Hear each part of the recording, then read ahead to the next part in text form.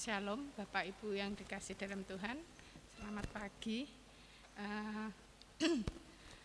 Puji Tuhan, di pagi hari ini kita dipertemukan kembali dalam ibadah raya di Minggu tanggal 12 November. Puji Tuhan, Tuhan memberikan di pagi hari ini Tuhan memberikan cuaca yang cerah, udara yang segar, dan kami bisa menikmati hadirat Tuhan di pagi hari ini. Kita akan pujikan cerahnya hari ini untuk mengawali ibadah kita.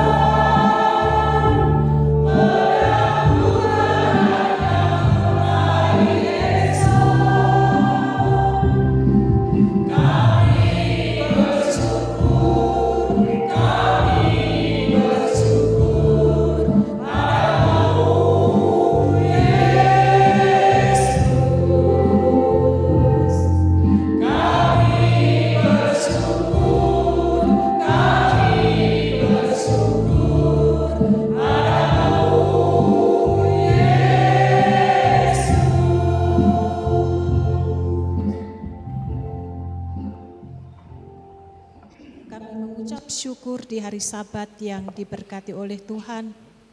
di mana setiap kami dilayakkan untuk menghampiri Tuhan, untuk menikmati persekutuan yang indah bersama dengan Tuhan dan saudara-saudari kami.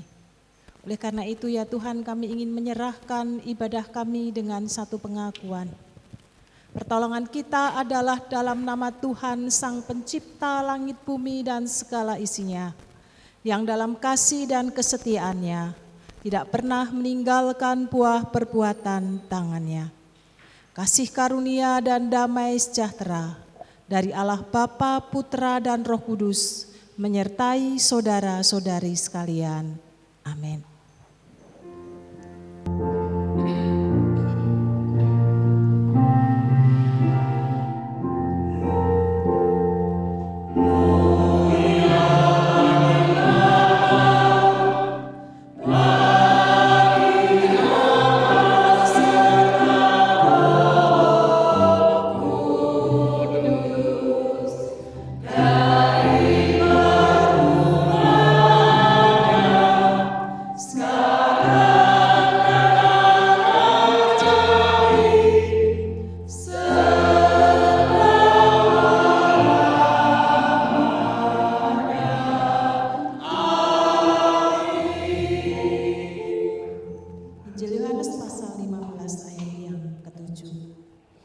Jikalau kamu tinggal di dalam aku dan firman-Ku tinggal di dalam kamu, mintalah apa saja yang kamu kehendaki dan kamu akan menerimanya. Amin.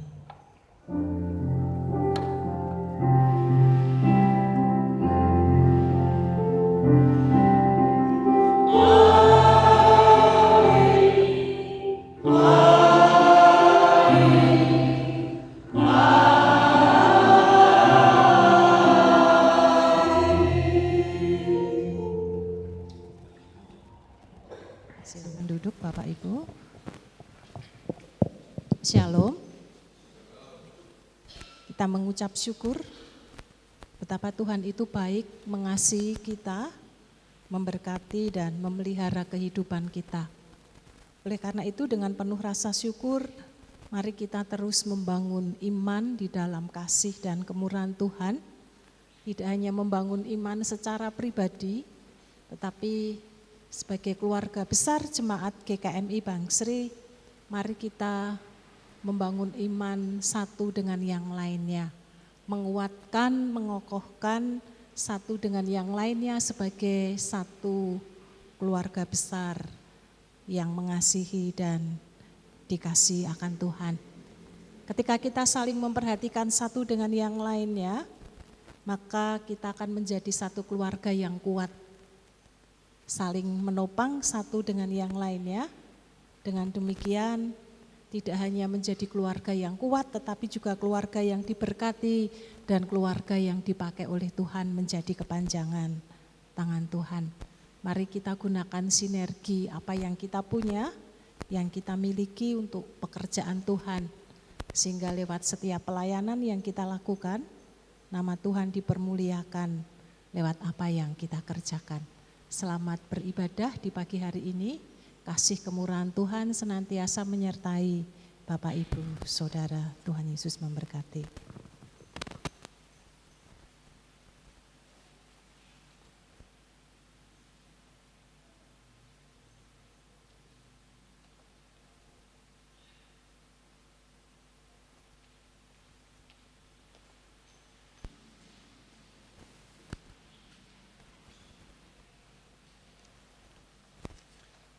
Bapak, Ibu, dan Saudara yang dikasihi Tuhan, di waktu hidup kita sangat hina, jauh dari rasa kata senang dalam arti kita sedang terpuruk, tapi puji Tuhan, Tuhan tidak pernah meninggalkan kita.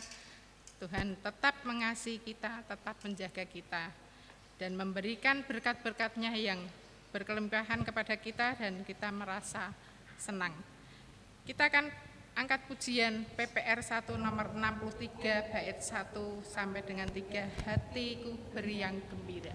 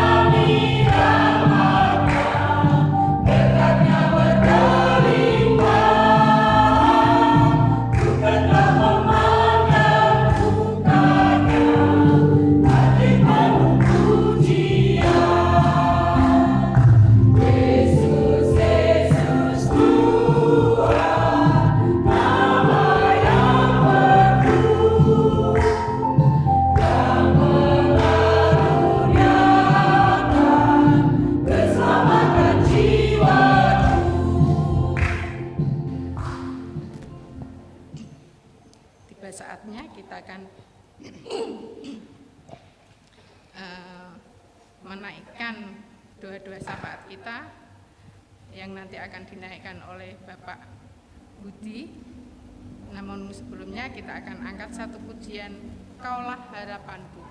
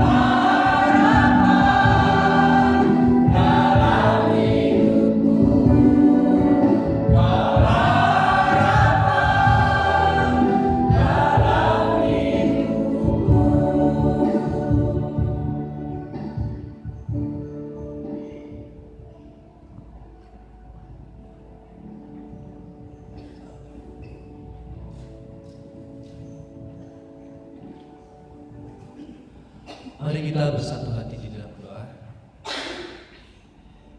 Ya Tuhan Allah kami yang hidup, yang kami sembah di dalam nama Yesus Kristus. Terima kasih Tuhan, sungguh Engkau luar biasa. Kami menikmati kebaikan-Mu di hari ini, sehingga kami boleh berkumpul kembali untuk beribadah bersama, memuji dan menyembah-Mu ya Tuhan. Izinkan kami untuk kami boleh menaikkan doa-doa syafaat kami Tuhan. Kami berdoa untuk jemaat-Mu yang mungkin saat ini sedang mengalami sakit penyakit Tuhan. Engkau lebih mengetahui Tuhan harapan dan pergumulan hidup mereka. Karena kami tahu dan kami percaya Engkaulah dokter dari segala dokter, sehingga Engkau mengaruniakan kesembuhan dan kesehatan bagi mereka ya Tuhan. Kami juga berdoa untuk jemaat-Mu yang mungkin sedang mengalami problema di dalam kehidupan yang mereka jalani Tuhan.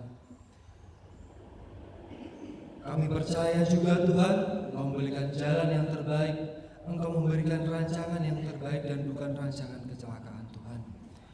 Engkau memberikan bagi mereka kekuatan iman di dalam mereka menghadapi masalah di dalam hidup mereka, sehingga ada jalan yang terbaik buat masalah yang mereka hadapi Tuhan. Kami juga berdoa bagi jemaat-Mu yang mungkin berusaha untuk mundur dari ibadah ini dan malas Tuhan. Kami berdoa bagi mereka Tuhan, membuka hati mereka, jiwa mereka Tuhan, sehingga mereka boleh memiliki kembali kerinduan untuk bersekutu bersama kami di tempat ini Tuhan. Kau jamah hatinya Tuhan, karena kami percaya kami umat-Mu ini membutuhkan sentuhan kasih-Mu Tuhan. Terima kasih Tuhan. Kami juga berdoa untuk Yayasan TK Ester PAUD dan TK Ester Tuhan.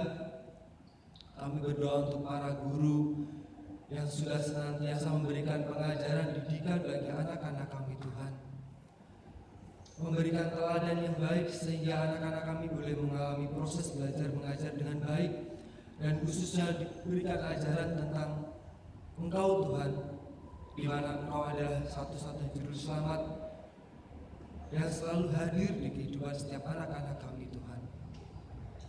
Terima kasih Tuhan. Kami juga berdoa untuk para pelayan di gereja-Mu ini Tuhan, khususnya untuk hamba-Mu Ibu Pendeta Utari yang sudah mengabdikan hidupnya untuk melayani Engkau di gereja ini Tuhan. Kau berkati kehidupannya Tuhan, Kau berkati kesehatannya Tuhan di dalam melayani Engkau di tempat ini Tuhan dan menjalani kehidupannya sehari-hari. Kami juga berdoa untuk para pemain musik dan juga para petugas yang melayani di hari ini Tuhan. Kau jamah mereka Tuhan, Kau berikan kesungguhan hati mereka Tuhan, di dalam mereka memberikan yang terbaik untuk kemuliaan nama-Mu Tuhan. Kami juga berdoa bagi jemaat-Mu yang sudah lanjut usia Tuhan, senantiasa memberikan kesehatan, damai sejahtera di dalam mengarungi kehidupan bagi jemaat-Mu ini Tuhan, bersama anak cucu mereka Tuhan. Terima kasih Tuhan. Kami juga berdoa untuk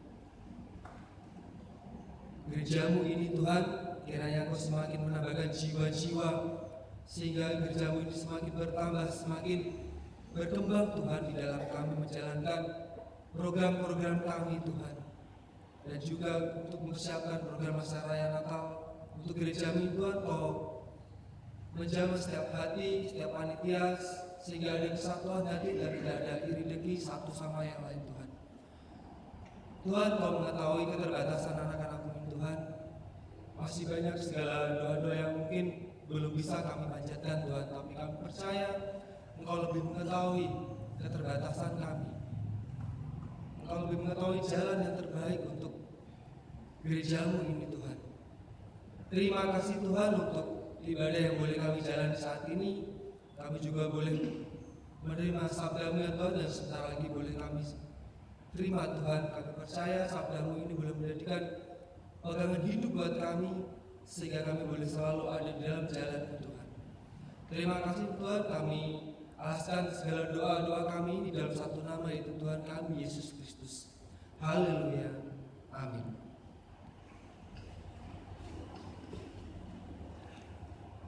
Baik yang dikasih dalam Tuhan, ini tiba saatnya kita akan mendengarkan sebagian dari berkat kebenaran firman Tuhan yang nanti akan disampaikan oleh Bapak Agus Guritno.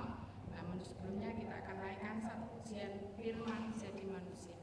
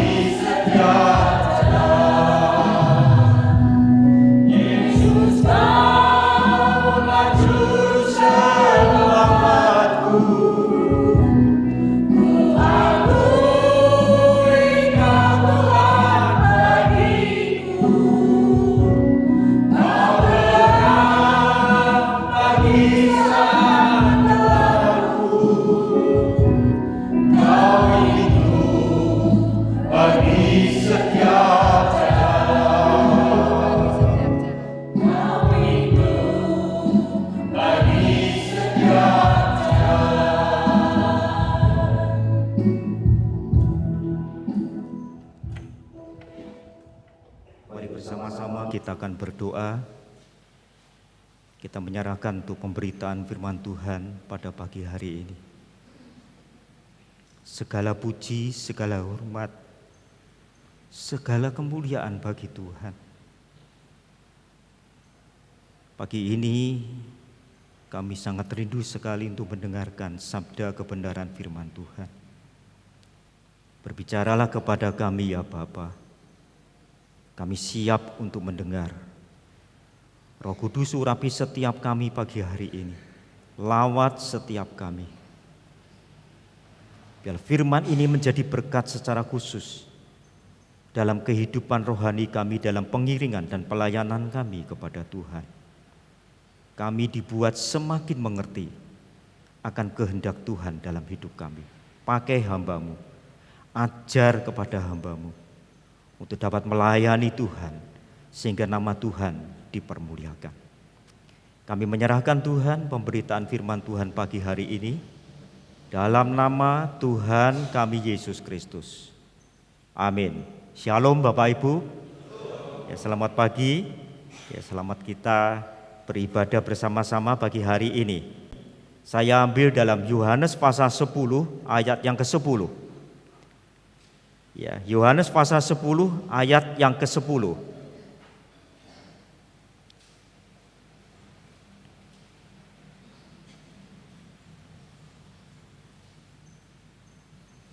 Ya, Yohanes pasal 10 ayat yang ke-10. Saya akan bacakan Yohanes 10 ayat 10. Pencuri datang hanya untuk mencuri dan membunuh dan membinasakan. Aku, yaitu Yesus, datang supaya mereka mempunyai hidup dan mempunyainya dalam segala kelimpahan. Bapak Ibu, biasanya kalau orang ingin mengunjungi sebuah tempat, itu pasti punya alasan dan punya tujuan kenapa dia pergi ke tempat itu pasti.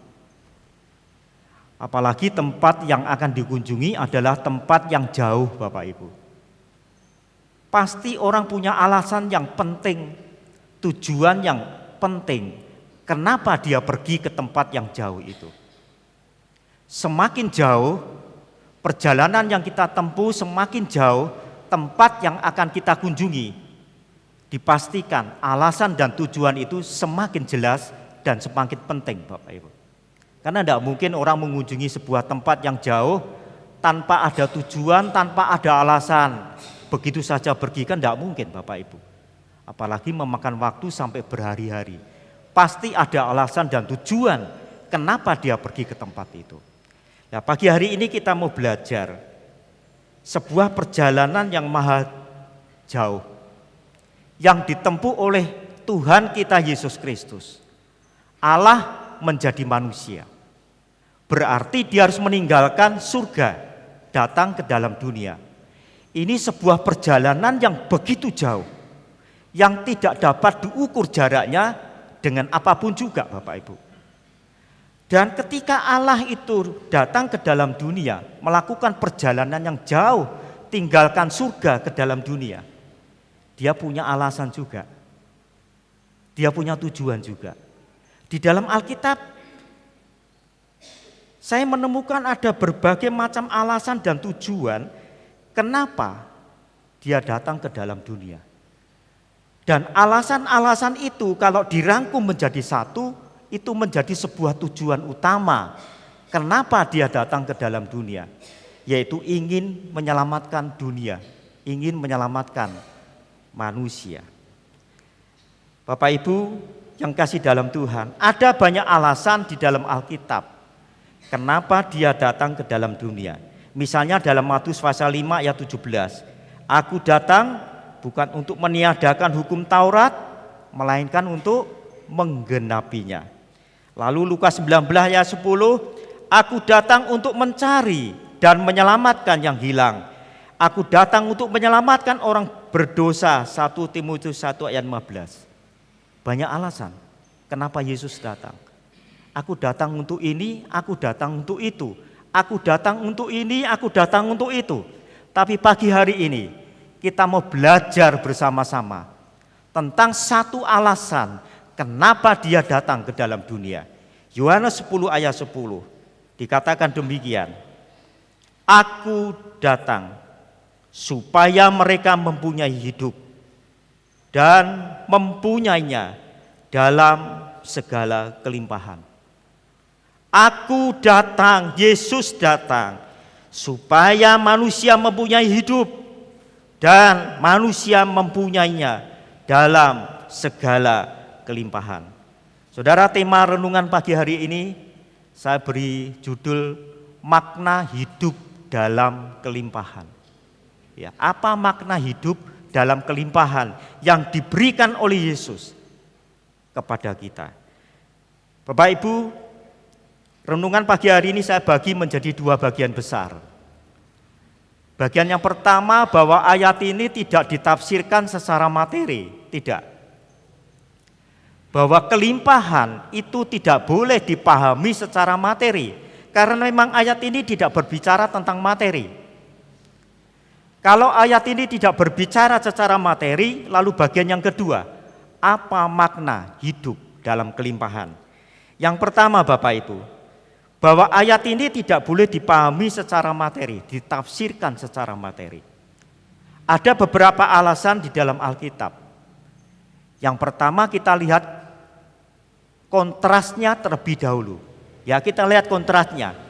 Antara pencuri dan apa yang diberikan oleh pencuri, dan antara Yesus dan apa yang diberikan oleh Yesus, itu kontras, sangat kontras. Saudara yang kasih dalam Tuhan, dikatakan pencuri itu datang hanya untuk mencuri, membunuh dan membinasakan. Berarti pencuri itu mendatangkan kematian. Kontrasnya dengan Yesus adalah Yesus datang supaya mereka mempunyai hidup dan mempunyainya dalam segala kelimpahan. Artinya Yesus itu mendatangkan kehidupan. Ini kan kontras. Yang satu mendatangkan kematian, yang satu mendatangkan kehidupan. Lah, kita akan lihat lebih jauh apa yang dimaksud dengan kematian di sini. Setelah kita nanti tahu apa yang dimaksud dengan kematian, baru kita bisa memahami kelimpahan seperti apa yang diberikan oleh Yesus kepada kita. Kita akan lihat Bapak Ibu. Kalau Bapak Ibu perhatikan Yohanes pasal 9 dan Yohanes pasal 10 itu tidak ada jeda. Itu berurutan, bersambungan dan mengalir begitu saja. Itu Yohanes pasal 10 dan Yohanes pasal 9 dan 10. Apa yang terjadi di pasal 9 itu dijelaskan sejelas-jelasnya di pasal 10. Jadi ini sangat penting antara 9 dan 10. Apa yang terjadi di pasal 9, di pasal 10 Yesus berusaha untuk menjelaskan dengan segamblang-gamblangnya. Saudara perhatikan, apa yang terjadi sekarang di pasal 9. Di pasal 9 ada orang yang buta sejak lahirnya disembuhkan Yesus. Itu sebuah peristiwa. Ada orang yang buta sejak lahir disembuhkan Yesus. Lalu orang yang sudah disembuhkan ini ketemu dengan orang Farisi. Ditanya oleh orang Farisi, siapa yang menyembuhkan kamu? Lah, rupa-rupanya orang yang sudah disembuhkan ini sepertinya tidak menggubris, tidak mau mendengarkan apa yang ditanyakan oleh orang Farisi. Kelihatannya dia takut deh Bapak Ibu dengan orang-orang Farisi. Kalau mereka nanti dikucilkan dari rumah ibadat orang Farisi yang disebut dengan sinagoge. Karena Yesus pada saat itu tidak disukai oleh orang Farisi. Jadi ketika orang yang sudah disembuhkan nanti dia menjawab, yang menyembuhkan aku ini Yesus. dia khawatir. Dia akan dikucilkan Bapak Ibu. Makanya ketika orang Farisi bertanya siapa yang menyembuhkan kamu, seakan-akan dia tidak mendengarkan perkataan orang Farisi itu. Tetapi di akhir pasal 9, orang yang sudah disembuhkan ketemu lagi dengan Yesus. Dan singkat cerita, dia mendengarkan apa yang dikatakan oleh Yesus dan terbukti dia percaya dan mengikut Yesus. Ini kejadian di pasal 9. Coba sekarang perhatikan apa yang dijelaskan di pasal 10. Kita lihat Yohanes pasal 10 ayat 1. Aku berkata kepadamu, sesungguhnya siapa yang masuk ke dalam kandang domba dengan tidak melalui pintu, tetapi dengan memanjat tembok, ia adalah seorang pencuri dan seorang perampok. Kita lompat ayat 5. Tetapi seorang asing pasti tidak mereka ikuti, malah mereka lari daripadanya, karena suara orang-orang asing tidak mereka kenal. Perhatikan Bapak Ibu. Baru saja secara konkret di pasal 9 sebuah kejadian. Orang Farisi yang disembuhkan Yesus tidak mau mendengarkan. Orang yang sudah disembuhkan Yesus tidak mau mendengarkan orang Farisi. Tetapi lebih mendengarkan apa yang dikatakan oleh Yesus. Lalu di pasal 10 Yesus sedang berbicara tentang pencuri. Di mana di ayat 5 dikatakan dengan jelas, domba itu tidak akan pernah mau mendengarkan orang asing, tidak mengenal orang asing. Domba tidak mau mendengarkan pencuri itu, karena pencuri itu tidak lewat pintu, tapi dia melompat, memanjat tembok. Bapak Ibu, kita bisa menangkap siapa yang dimaksud pencuri di sini. Orang Farisi, Bapak Ibu. Ya. Orang Farisi yang tidak mau didengarkan tadi oleh orang yang sudah disembuhkan. Lalu Yesus pasal 10 berkata, domba juga tidak mau mendengarkan perkataan dan mendengarkan suara seorang pencuri. Berarti yang dimaksud pencuri ini siapa? Jelas, ini orang-orang Farisi. Berarti jelas seperti ini Bapak Ibu. Kalau pencuri itu datang hanya untuk mencuri, membunuh dan membinasakan, berarti orang Farisi datang hanya untuk mencuri, membunuh dan membinasakan. Orang Farisi mendatangkan kematian. Apakah betul Bapak Ibu? Bahwa tugas orang-orang Farisi mendatangkan kematian bagi banyak orang? Kan tidak Bapak Ibu. Ini tidak bisa dipahami secara hurufiah. Sekalipun orang Farisi itu tidak percaya kepada Yesus, tapi tugasnya kan bukan seperti itu. Masakan tugas orang Farisi itu mencuri, membunuh dan membinasakan? Masakan tugas seorang Farisi itu hanya memberikan kematian? Kan tidak. Ini tidak boleh dipahami secara hurufiah, tetapi secara spiritual. Kalau kematian dipahami secara spiritual, maka kontrasnya dengan Yesus. Yesus datang mendatangkan kehidupan, kelimpahan. Itu juga harus dipahami secara spiritual, bukan materi Bapak Ibu. Karena firman Tuhan ngajar kepada kita harus konsisten dengan firman Tuhan. Kalau yang satu dipahami secara spiritual, maka yang satu pun kontrasnya harus dipahami secara spiritual. Jadi jelas, tadi kematian tidak boleh dipahami secara materi, tetapi secara spiritual. Berarti kehidupan yang didatangkan oleh Yesus dalam kelimpahan juga tidak boleh dipahami secara materi, secara hurufiah, tetapi secara spiritual. Lalu alasan yang kedua Bapak Ibu, kenapa kehidupan dalam kelimpahan tidak boleh dipahami secara materi? Yang kedua Bapak Ibu, karena Yesus sendiri sudah memberi penjelasan secara jelas, secara gamblang, apa yang dimaksud dengan hidup dalam kelimpahan. Yesus sendiri yang ngomong Bapak Ibu. Coba kita lihat di ayat 27 dan ayat 28.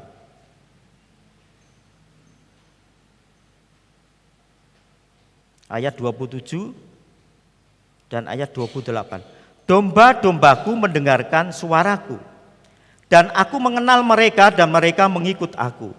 Dan aku akan memberikan hidup yang kekal kepada mereka, dan mereka pasti tidak akan binasa sampai selama-lamanya, dan seorang pun tidak akan merebut mereka dari tanganku. Jelas apa yang dimaksud dengan hidup dalam kelimpahan. Yesus sendiri yang ngomong dalam ayat 28, yaitu hidup kekal ditambah dengan apa? Tidak akan binasa. Bukan kehidupan secara materi. Hidup kekal dan tidak dapat binasa. Kalau seandainya ayat ini dipahami secara materi, ini justru bertolak belakang dengan apa yang dikatakan oleh Yesus di ayat 28. Bukankah materi itu tidak kekal? Kekayaan itu tidak kekal. Kesuksesan itu dapat binasa. Berarti segala sesuatu yang tidak kekal, yang dapat binasa, bukan yang dimaksud oleh Yesus. Sebab yang dimaksud Yesus adalah kekal dan tidak dapat binasa. Jadi sekali lagi, hidup dalam kelimpahan bukan ditafsirkan secara materi. Yang berikutnya Bapak Ibu, dalam kitab Yohanes beberapa kali firman Tuhan berbicara tentang hidup, ditulis hidup, yaitu zoe Bapak Ibu. Dalam bahasa Yunani disebut dengan zoe, bukan bios. Zoe dan bios itu sama, memiliki kata hidup, tapi hidup bagaimana itu yang membedakan. Bios Bapak Ibu itu kehidupan yang bisa dilihat, kehidupan sekarang ini, kehidupan yang tidak kekal. Makanya dari kata bios, kita pernah mendengar bioskop ya, bioskop. Sekarang bioskop di Bangsi sudah tidak ada. Di kota-kota masih ada Bapak Ibu, tapi cuma tertentu, di tempat-tempat tertentu. Bioskop itu gambar hidup yang dapat kita lihat. Nah itu gambaran kehidupan yang sekarang ini. Tapi zoe bukan. Zoe adalah kehidupan kekal yang diberikan oleh Allah kepada kita. Dan di dalam kitab Yohanes ada kurang lebih 36 kali kata zoe muncul di dalam kitab ini. Dan lebih daripada separohnya, setiap kali Yohanes berbicara tentang hidup, nanti Bapak Ibu bisa cek di rumah. Setiap kali Yohanes berbicara tentang hidup, selalu ditambahkan kata yang kekal. Hidup lalu ditambahi yang kekal, hidup yang kekal, hidup yang kekal. Jadi yang dimaksud di sini adalah kehidupan yang kekal yang tidak dapat binasa atau zoe. Bukan dipahami secara materi. Yohanes 3 ayat 16. Kita lihat. Yohanes 13 ini sangat gamblang sekali. Sebuah alasan kenapa dia datang ke dalam dunia. Bukan kehidupan secara materi, tetapi kehidupan yang kekal. Ada orang berkata Bapak Ibu, bahwa setiap orang Kristen itu harus hafal paling tidak satu ayat ini. Ya, orang Kristen paling tidak harus hafal satu ayat ini, Yohanes 3 ayat 16. Coba kita akan ucapkan bersama-sama. Yohanes 3 ayat 16. Bapak Ibu siap? Yohanes 3 16 ya. 1, 3. Karena begitu besar sehingga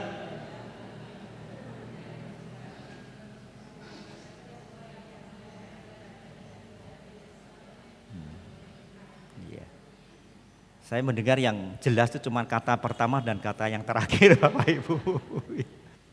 Karena jelas sekali. Bla bla bla bla kekal gitu. Ya. Enggak Bapak Ibu pasti hafal ya. Karena sekolah minggu kita juga diajari ini ya. Dulu waktu anak-anak saya masih sekolah minggu di sini ya diajari ini ayat ini, suruh menghafalkan satu ayat ini. Ini ayat inti bagi kekristenan Bapak Ibu. Ya. Inti bagi kehidupan rohani kita. Bapak Ibu ada sebuah cerita. Ada seorang maling masuk ke rumah orang Kristen. Lah bagaimana maling ini bisa tahu ini rumahnya orang Kristen? Nah, ketika masuk dia melihat, ya ada salib gitu. Ada salib, lalu ada lukisan Yesus sedang berdoa. Lalu di dinding juga ada figura-figura yang bertuliskan ayat-ayat firman Tuhan. Wah, ini pasti rumahnya orang Kristen. Tapi dia sudah kadung masuk Bapak Ibu. Kan tidak mungkin Bapak Ibu mau balik ya. Sudah kadung masuk. Lah ketika dia masuk, ketahuan Bapak Ibu dengan pemilik rumah. Lalu pemilik rumah berusaha untuk berteriak. Lalu maling ini berkata, stop, berhenti. Jangan teriak dulu. Jangan teriak dulu. Kita sama-sama orang Kristen, saya orang Kristen. Gitu. Ya. Jangan teriak. Ya. Saya orang Kristen, ibu juga orang Kristen. Jadi sama-sama orang Kristen. Jangan teriak. Tolong jangan teriak. Lah rupa-rupanya pemilik rumah ini tidak percaya begitu saja Bapak Ibu. Kamu betul orang Kristen? Iya betul, saya orang Kristen. Coba kamu berdiri. Lalu pemilik rumah berkata, coba apa bunyi pengakuan iman rasuli?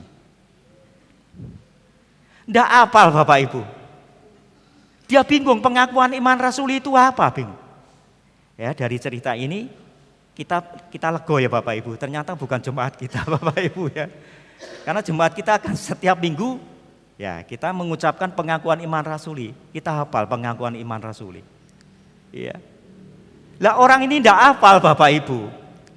Tapi pemilik rumah berpikir, oh iya, kan tidak semua gereja mengajarkan pengakuan iman rasuli begitu. Jangan-jangan ini bukan dari Bang Sri ini. Ya, mungkin orang lain atau orang yang ngaku-ngaku Kristen supaya dia bebas gitu. Ya sudah. Sekarang Yohanes 3 ayat 16. Segalanya ya memang tidak salah Bapak Ibu. Tapi yang dimaksud dalam firman Tuhan Yohanes pasal 10 ayat 10 tadi bukan seperti itu. Bukan hidup secara materi, secara kelimpahan, secara jasmani seperti itu enggak. Tetapi yang dimaksud adalah soe, hidup kekal, hidup yang tidak dapat binasa. Lalu bagaimana dengan kehidupan kita di dalam dunia ini? Apakah Allah tidak peduli dengan kehidupan materi, kehidupan jasmani kita?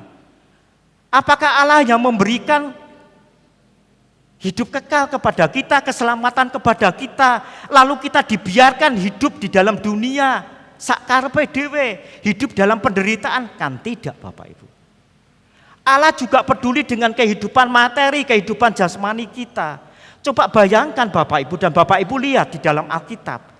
Yesus datang ke dalam dunia sebelum dia mati disalib untuk menyelamatkan manusia. Bukankah banyak hal dia lakukan dalam dunia? Ada orang yang lapar, diberi makan. Loh, bukankah Yesus itu peduli dengan kehidupan mereka? Mereka tidak punya makan, mereka lemah. Yesus beri makan kepada mereka. Orang yang sakit 12 tahun pendarahan disembuhkan oleh Yesus. Bukankah Yesus peduli ingin memulihkan keadaan orang yang sakit? Orang yang dirasuk setan, orang tuli mendengar, orang lumpuh berjalan, orang buta melihat, anak seorang perempuan Kanaan yang sakit di rumah disembuhkan oleh Yesus. Bukti bahwa Yesus itu peduli terhadap kita, kebutuhan kita di dalam dunia. Saudara, berikan doa Bapa kami. Berikanlah kami pada hari ini makanan kami yang secukupnya. Itu berbicara tentang rohani atau materi. Itu materi loh Bapak Ibu. Berikanlah kami pada hari ini makanan kami yang secukupnya. Yesus ngerti engkau butuh itu. Yesus tahu engkau perlu di dalam hidupmu. Engkau perlu untuk biaya ini dan itu. Yesus tahu engkau perlu pemulihan, engkau perlu kesembuhan. Jadi jangan dianggap kalau Yesus datang ke dalam dunia, dia memberikan kehidupan yang kekal, lalu hidup kita dalam dunia tidak dipedulikan. Enggak Bapak Ibu. Allah pedulikan kepada kita. Kebutuhan-kebutuhan kita juga Allah pedulikan. Coba perhatikan dalam 1 Petrus 2 ayat 24. 1 Petrus 2 ayat 24 bagian yang terakhir.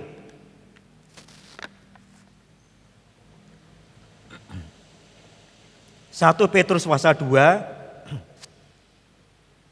ayat 24 bagian terakhir. Oleh bilur-bilurnya kamu telah sembuh. Perhatikan di sini. Oleh bilur-bilurnya kamu telah sembuh. Ini disalin dari kitab Yesaya pasal 53. Nanti Bapak Ibu bisa lihat mulai ayat 5. Baik di surat Petrus maupun di kitab Yesaya itu konteksnya tidak ada orang sakit Bapak Ibu. Tidak ada orang sakit. Bisa cek nanti di sana. Ya, tidak ada orang sakit. Tapi firman Tuhan katakan oleh bilur-bilurnya kamu menjadi sembuh. Itu artinya apa? Kesembuhan secara rohani. Kesembuhan secara rohani. Yaitu anugerah keselamatan yang Tuhan beri kepada kita. Tetapi kalau kita melihat di dalam kitab Matius, tadi sudah saya sampaikan, itu kesembuhan itu dipahami secara kesembuhan jasmani. Tadi ada orang timpang berjalan, orang buta melihat, orang tuli mendengar, orang bisu dia bisa berkata-kata. Ya, mak mertua Petrus yang sakit demam, sakit panas disembuhkan, dipulihkan. Itu berbicara tentang kesembuhan secara jasmani. Jadi oleh bilur-bilurnya kamu menjadi sembuh. Sembuh ini ada dua hal. Kesembuhan secara rohani, itu fokus.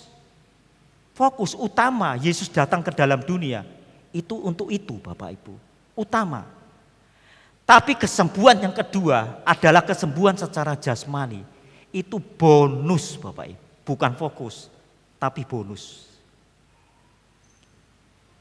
Jadi jelas Bapak Ibu, hidup kekal yang diberikan oleh Tuhan, tapi juga disertai dengan bonus penyertaan dan pemeliharaan Tuhan dalam hidup kita. Kan tidak mungkin sih Bapak Ibu, Allah mati bagi kita, kita percaya diselamatkan. Setelah kita selamat, boh sakarmu dewe gitu. Kita dibiarkan hidup dalam dunia, berperang sendiri, menghadapi sendiri kan enggak. Kan firman Tuhan katakan, enggak usah khawatir dalam hidupmu. Aku kan tidak pernah meninggalkan kamu sebagai yatim piatu. Ya, aku akan tetap menyertai engkau.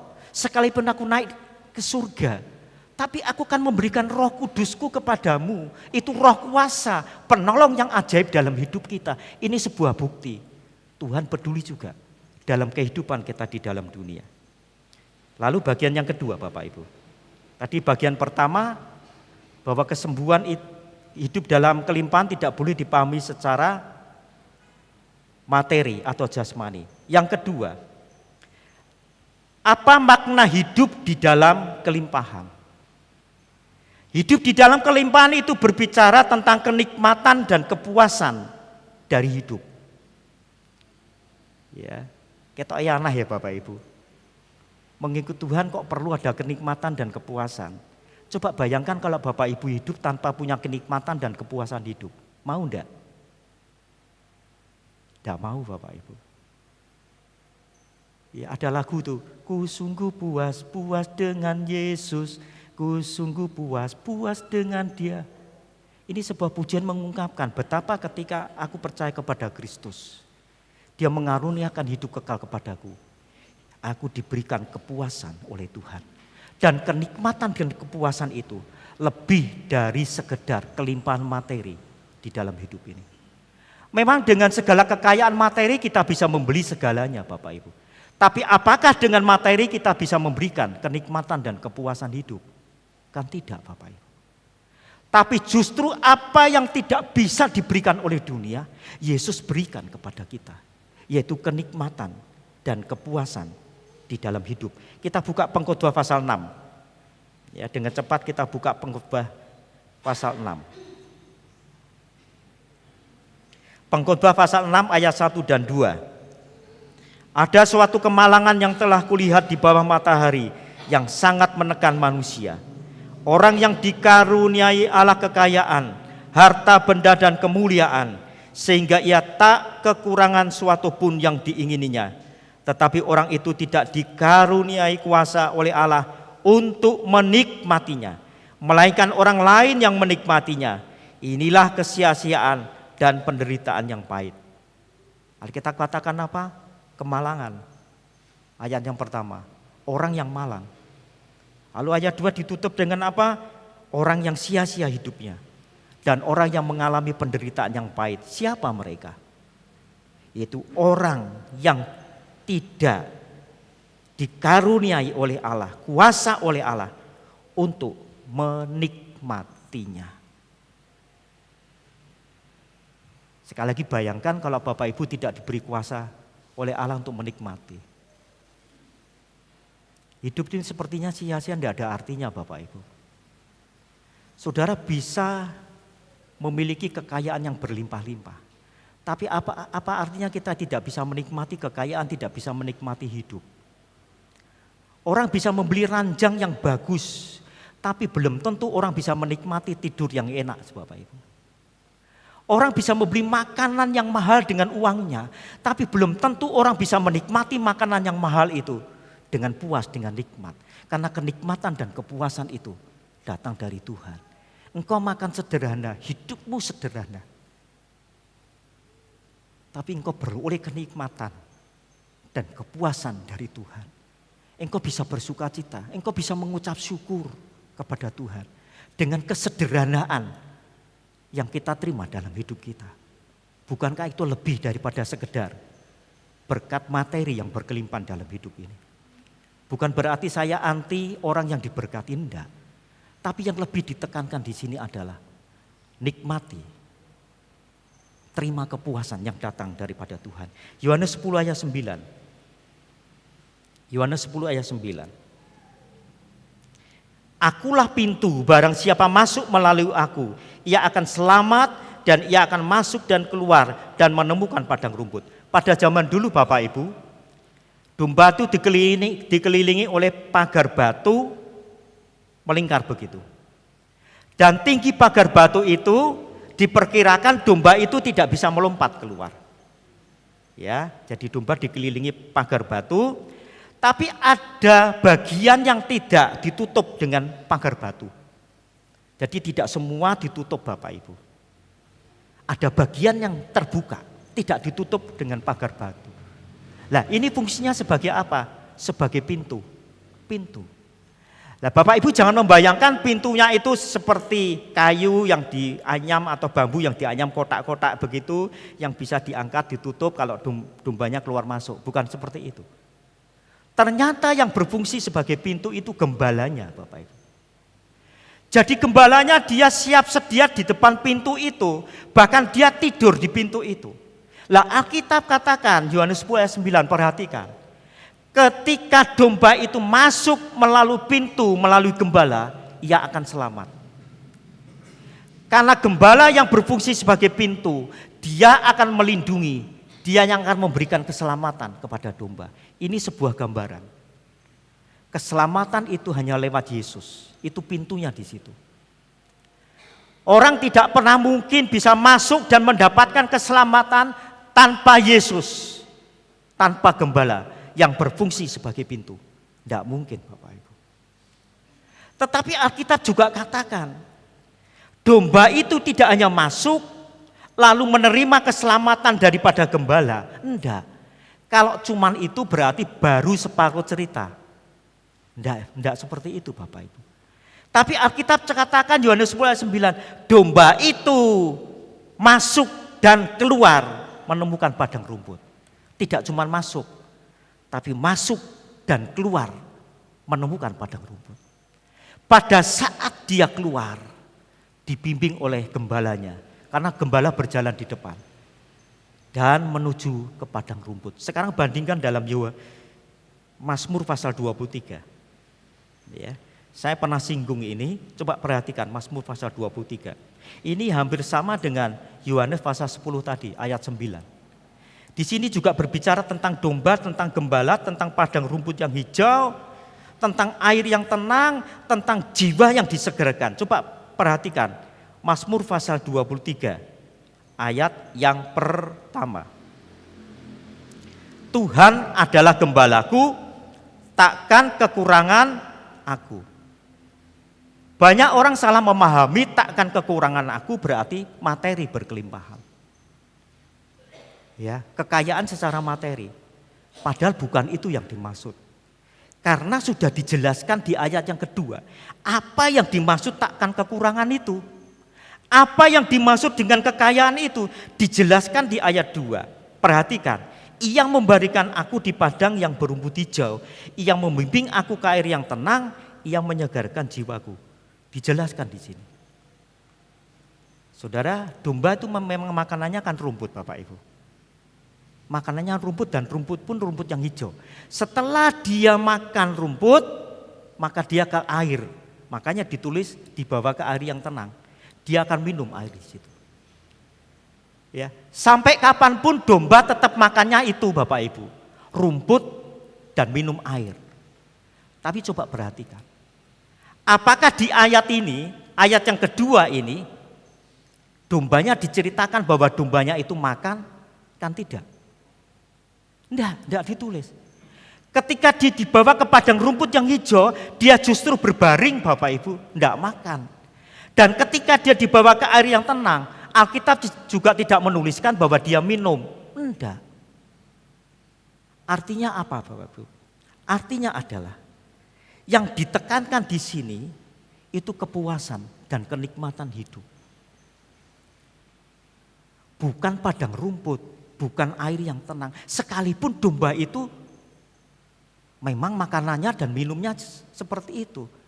Tapi yang ditekankan di sini bukan padang rumputnya, bukan air yang tenang. Memang itu dibutuhkan sekali lagi oleh domba. Tapi yang lebih ditekankan adalah domba akan menikmati hidup dan kepuasan ketika dia dibimbing oleh gembalanya. Saudara yang kasih dalam Tuhan.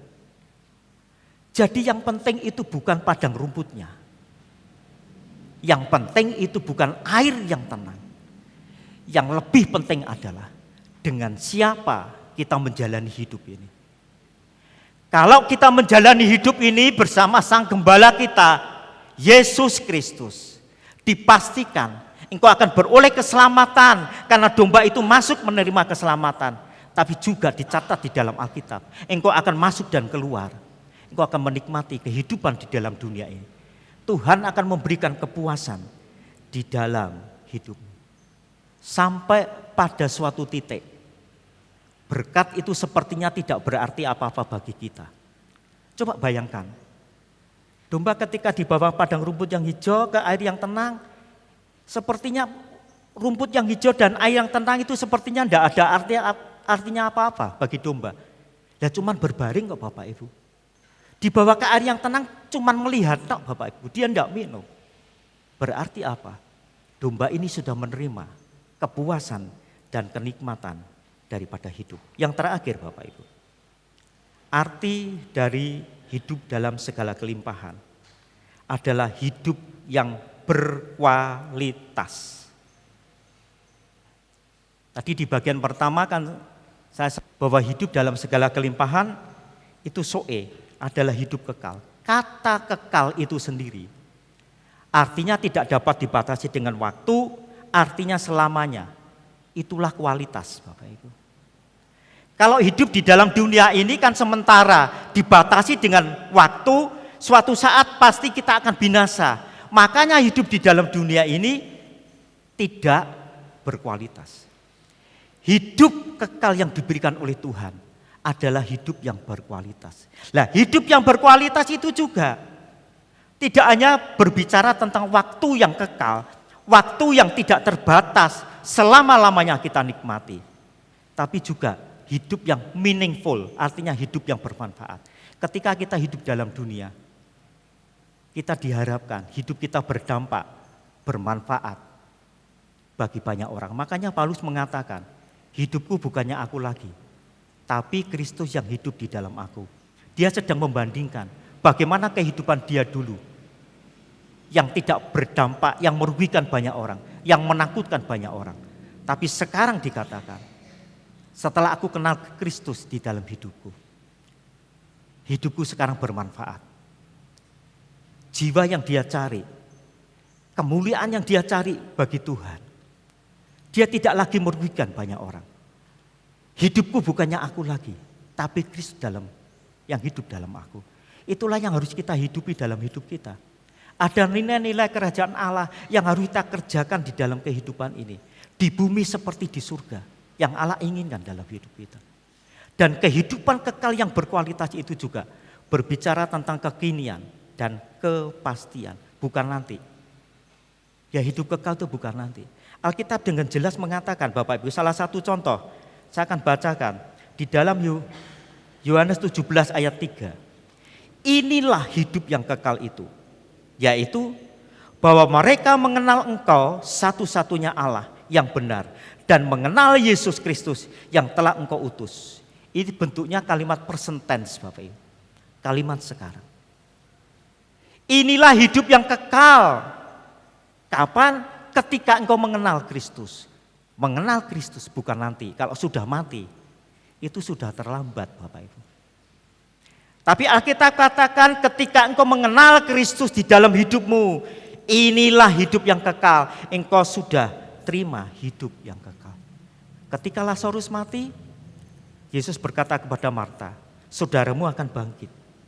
Lalu Marta berkata apa? Iya, aku percaya saudaraku akan bangkit nanti pada akhir zaman. Berarti apa? Marta tidak percaya bahwa kehidupan kekal yang Yesus berikan itu berlaku mulai sekarang ketika dia percaya kepada Kristus. Tapi Marta justru berkata, oh ya, nanti aku percaya dia akan menikmati hidup kekal, tapi nanti di akhir zaman. Sampai Yesus katakan demikian. Enggak, sekarang. Hidup kekal itu sekarang. Akulah jalan kebenaran dan hidup, barang siapa percaya kepadaku, dan seterusnya. Yesus sedang berbicara, loh, aku ini jalan kebenaran dan hidup kok. Aku sendiri yang ngomong gitu. Kalau aku berkata hidup kekal aku berikan kepadamu sekarang, ya sekarang. Apa kata Marta?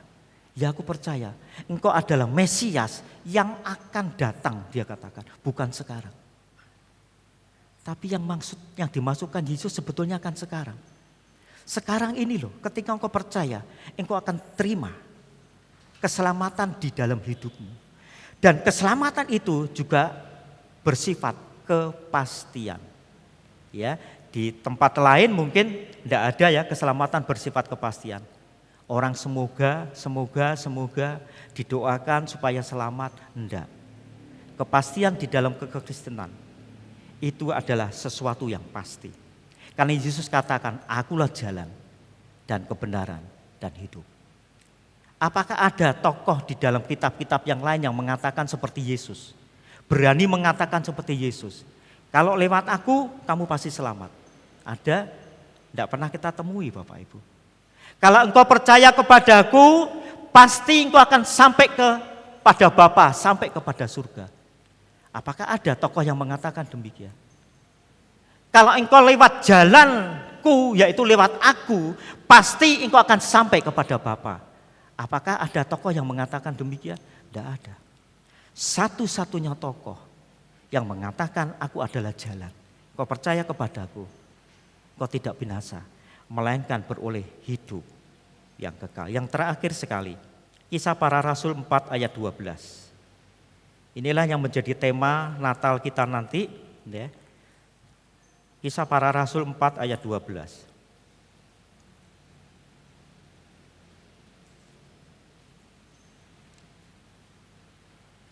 Dan keselamatan tidak ada di dalam siapapun juga, selain di dalam Dia. Sebab di bawah kolong langit ini tidak ada nama lain yang diberikan kepada manusia yang olehnya kita dapat diselamatkan. Keselamatan hanya ada di dalam Yesus. Tidak ada di nama lain yang ada di dalam dunia ini. Ada nama-nama besar di dalam dunia, tapi di dalamnya engkau tidak akan pernah menemukan keselamatan. Keselamatan hanya ada di dalam nama Yesus. Ketika engkau percaya kepada Dia, hidup kekal diberikan kepada kita. Amin.